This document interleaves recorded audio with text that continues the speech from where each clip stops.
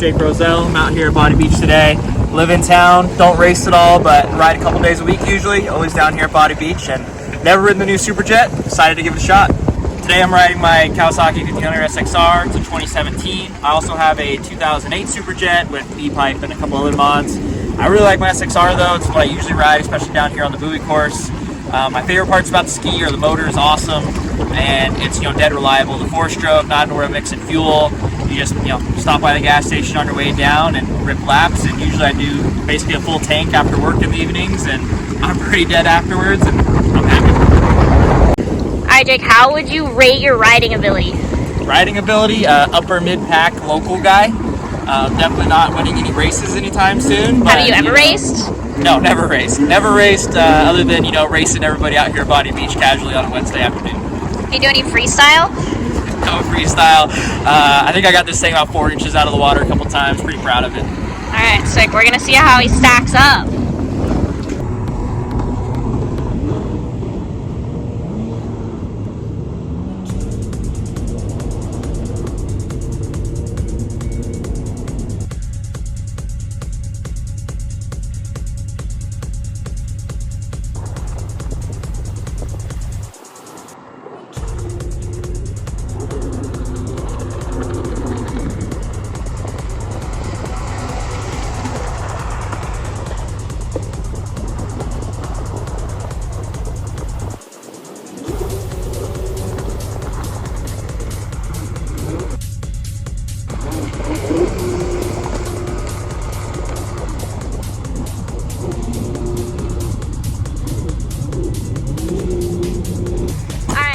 First ride on the SuperJet. Let's do it. Excited. Send it.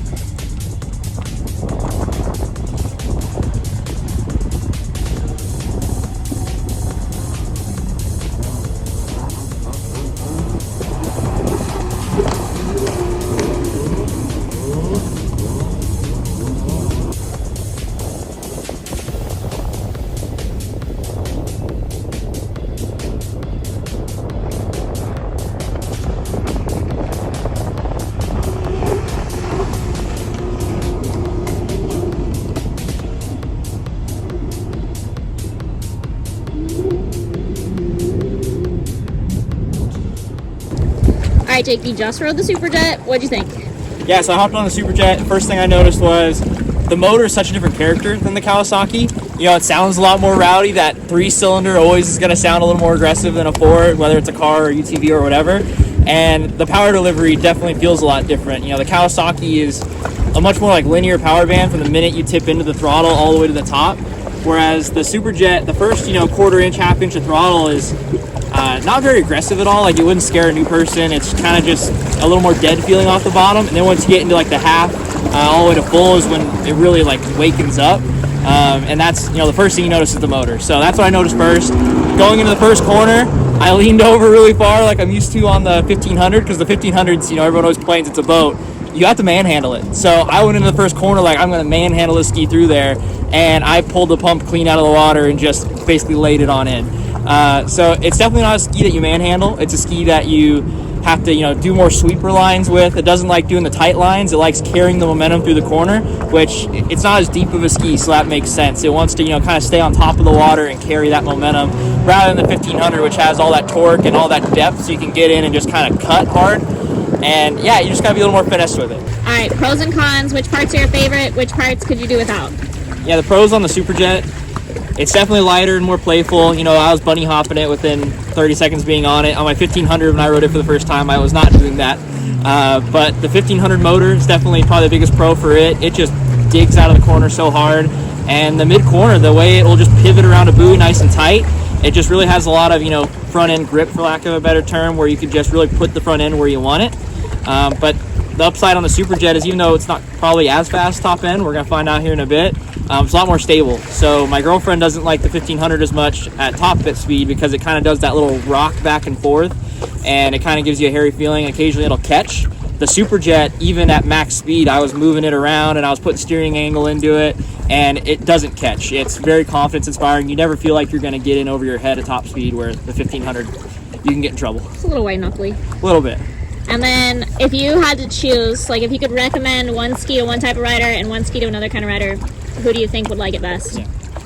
If you're out here to pound buoys in stock form, I think the 1500 is the right ski. Me and my buddies, we just like going fast, whether we're on the buoy course or chasing each other through the reeds upriver or whatever. So for us, I think the 1500 is still the right choice, at least in stock form, because just the SuperJet steering isn't quite there yet. That's probably my least favorite thing is the steering. But if you're looking for just a more easy to ride ski, I think the SuperJet's a lot less intimidating. It doesn't feel like it's ever going to catch on you the way the 1500 does in stock form. And it doesn't give you that white knuckle ride at top end, which like my dad or my girlfriend both really complain about every time they ride my ski. So I think the SuperJet, if you're looking more just to have a good time and not worried about top end and ripping around the buoy course, is a better choice. I guess coming from the technology standpoint, when I ride the SuperJet compared to the SXR 1500, well, right away, the first thing I notice is just the lack of stability. It wants to fall left or right at low speed, and there it goes. Well, on that note, it's easy to pull up because it's a lot lighter. But seriously, the stability when I take off on either of these just feels kind of like a high CG. Like I don't have a lot of low speed stability. So that initially kind of bothers me. Only not because I can't handle it, but I know like the people that actually want to ride and enjoy this, I think they want a little more low speed stability. So I think those are kind of products that we're going to focus around on this watercraft. So you can have that little comfort when you do initially take off for maybe one of your first times. Past that, I think you know, the SuperJet is really kind of pipey, let's say. Like in the two-stroke days, like the power is on and off, a little more light switchy compared to the 1500, which is a little more linear and a taller pull. And I think honestly, like just getting used to it, I'm a little more used to it, so it's fine for me. But that newer customer, I think they're going to notice that it's going to be a little more on and off. Maybe it messes with the stability I was talking about. But the cool thing that Yamaha has that I really love the innovation, it has a learning mode. So you just push the stop button 3 times and that comes on, and the power curve is really acceptable. Like it, I mean, I don't even mind it. You know, just taking off it is quite easy. So it's something that I would push on for like my wife or maybe my kids or something. So Yamaha, definitely big thumbs up on that technology. For the Kawasaki, obviously it is a little more of a powerhouse. You know, Kawasaki's always been known for their extreme power, and so it does kind of just take off and go, but you only have one mode in that aspect. So I think from like the industry side and the technology side, I really love what Yamaha did with that dual mode. Did it? Alright, so I've been riding the 1500 all season, and then thankfully because of Pro Watercraft, I got to try this one out. At first glance, I didn't totally hate this. I definitely think, for me anyways, jumping between the two wasn't really that bad. I expected it to be like going from the big 4-stroke to going to like the 2-stroke, where I have to kind of remember how to ride it, and I really didn't feel that bad about it. I think from the racing side of things, it's still going to be really hard to compete with the 1500 and everything that it offers. This is definitely going to have to be in its own class more than likely. I already feel like they already have a class for it. And I think it's like at the end of the day, the money side and like the financial side, you're going to have to do more to this. I feel like to make it competitive than the SXR 1500, this already comes with a lot more power out of the box.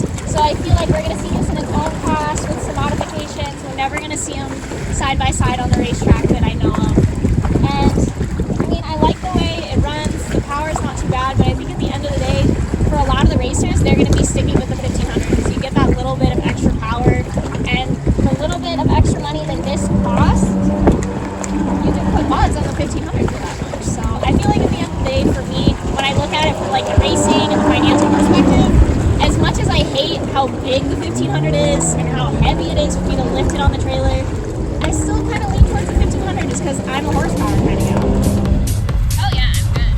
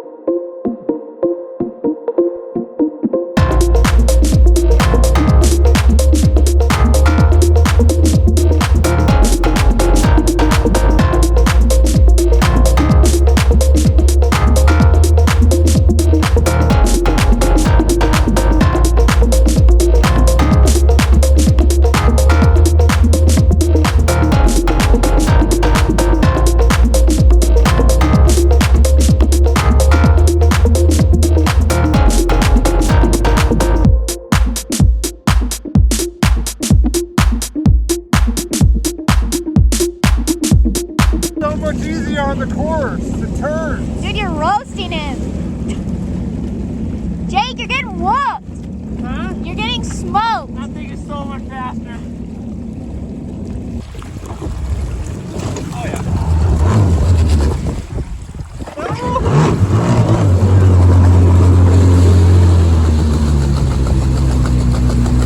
at that sick shot. Look at the water coming into the ski right there. That's a good camera right there. Oh man. Android life. He's so stoked. Dude, look at that. That's a rad picture right there. That's tough. You gonna Instagram that? I'm gonna. I'll send it to you. All right. What'd you think? You've ridden them both for like an hour now. Yeah, I ran both for an hour. I'm really used to the Cowie. I like the Cowie better. At least for me, because I just like doing buoys. I'm down at Body Beach 2 days a week, and all I do is buoys. So, SuperJet's definitely more playful, a little less intimidating, but for going fast, carbon buoys, and just all around speed, Cowie still got it.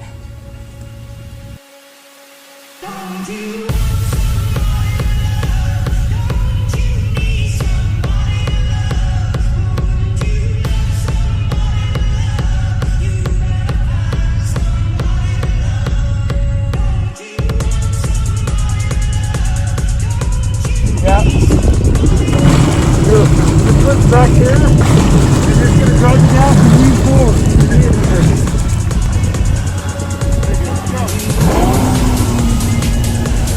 That wasn't too bad. All right, idle it up.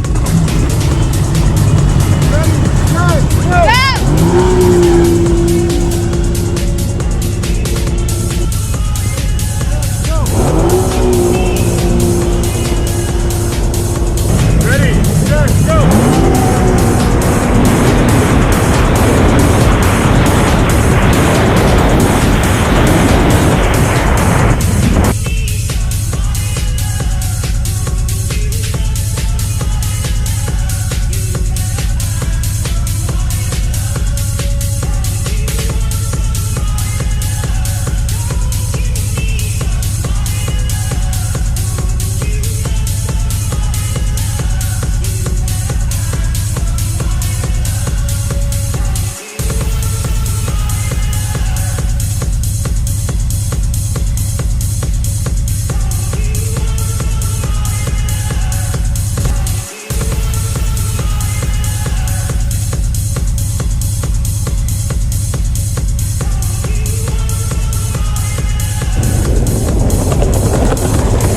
Likes, comments, subscribe.